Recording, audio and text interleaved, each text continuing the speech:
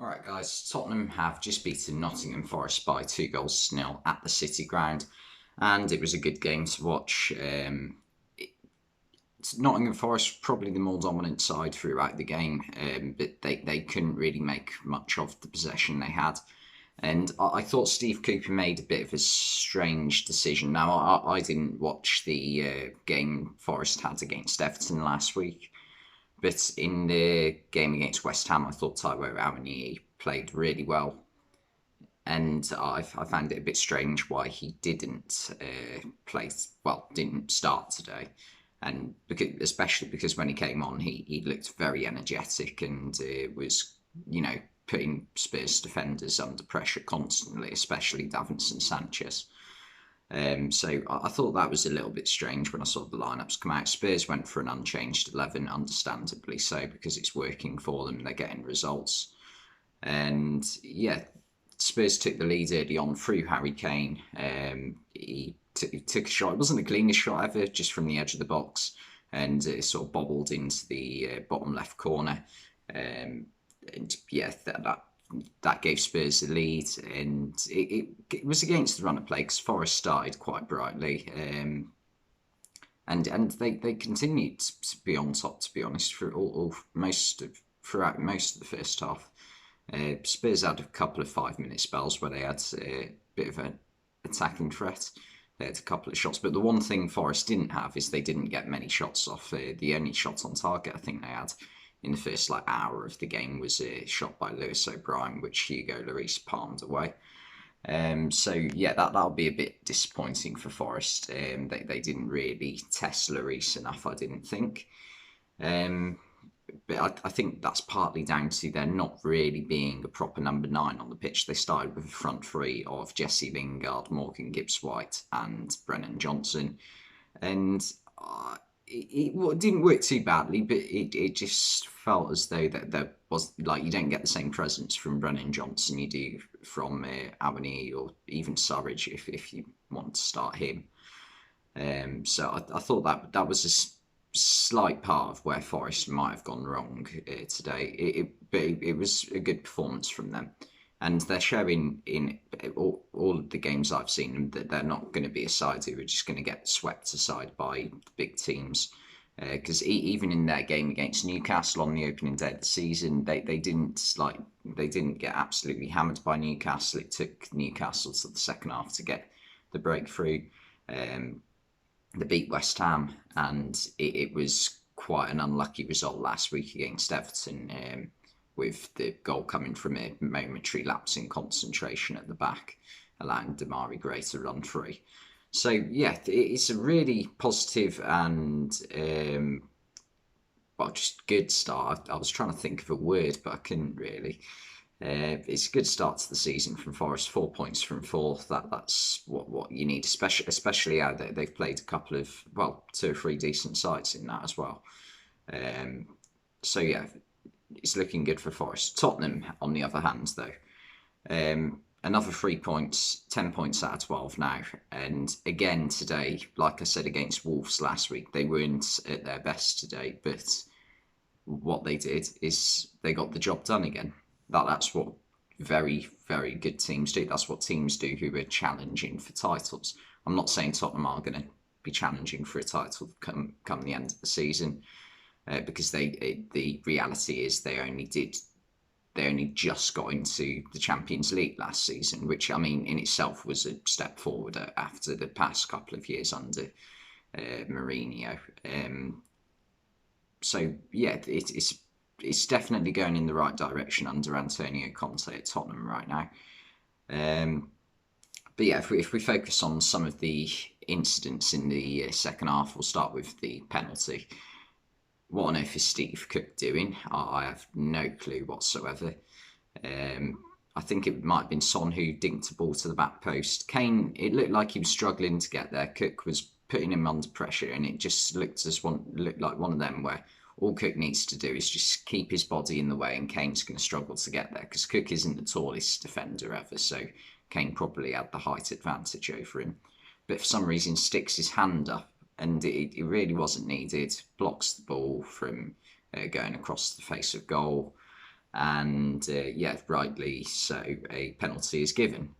And I just found it bizarre why Cook wasn't actually sent off, because McKenna last week against West Ham, you can excuse that because it wasn't the most deliberate handball ever.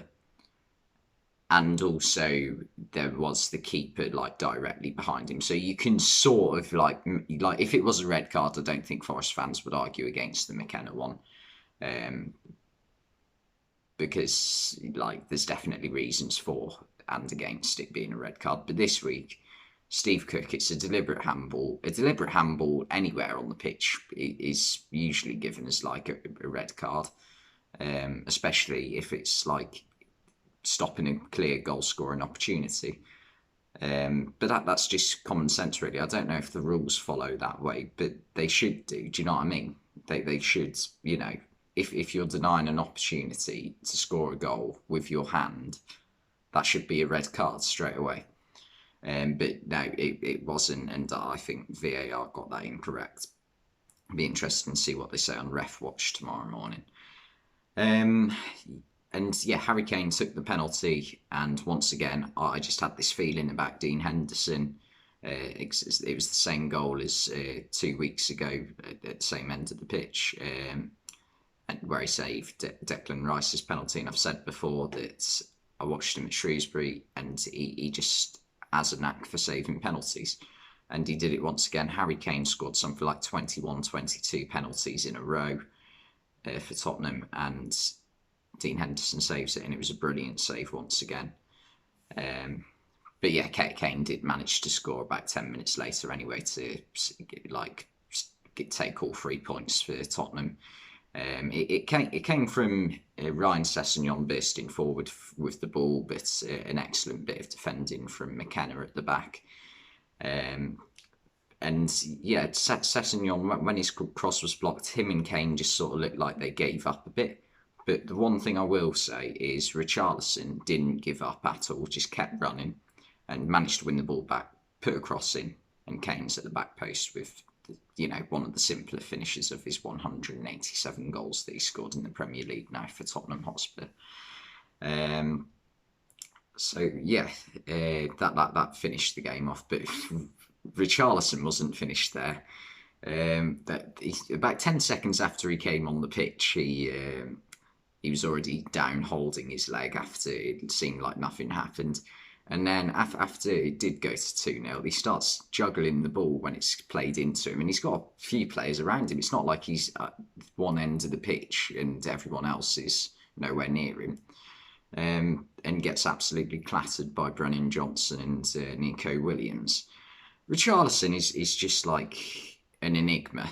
It's really, I don't think we've seen anything like him, because he's clearly a talented footballer, right?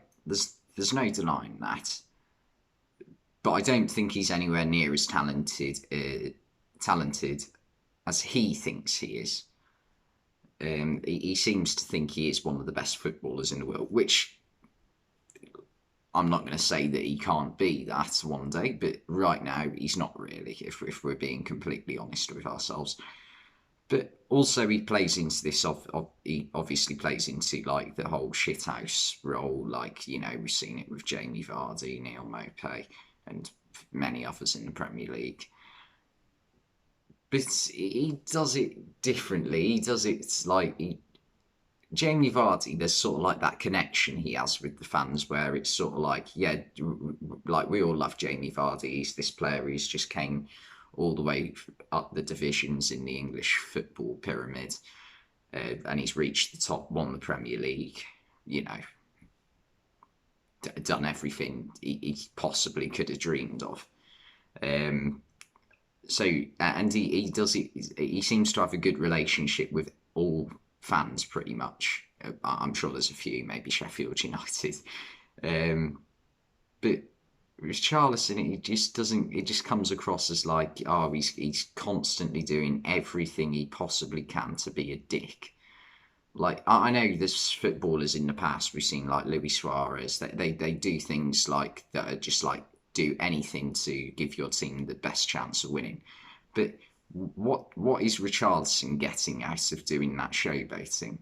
because it's just taking the piss when it's not needed at all, in my opinion. Um, like people will say, oh, but players like Cristiano Ronaldo, they've done showboating before, but it's different. Like Ronaldo, when he's doing showboating, usually it's like a small thing, like that takes 1 second to do, or it's something that's actually going to help his team reclaim possession of the ball in some sort of way. But what he's never really done is just taken the piss out of another side, which, yeah, I'm not a fan of, to be honest. But yeah, it's really I can't think of a footballer we've seen in the Premier League like Richarlison, because he's hit double figures for Everton in almost every season he was there for, which is impressive considering how poor Everton have been at times when he was at the club. Um, but yeah, but there's also no denying that when he came on the pitch today, he made a difference, because I think it was Heung-min Son just wasn't having a great game today. And he came on and started playing better than Son. All Son really did in today's game was there was a couple of good forward runs with the ball, and he had one shot in the first half, I think, which narrowly went over the bar. But yeah, Richarlison, it definitely looks like a good addition. Jed Spence also came on for Tottenham to make his debut. I think it was his debut, I'm not 100% sure. Ironically, at the ground of his previous club that he played for, because I don't think he played for Middlesbrough since his loan to Forest. And yeah, there were also a few debutants for Forest. Freuler was one. I'm not sure if Dennis has played for Forest before, Kouyaté as well. But yeah, it was a brilliant game to watch. Thanks for watching this video, and I'll see you next time.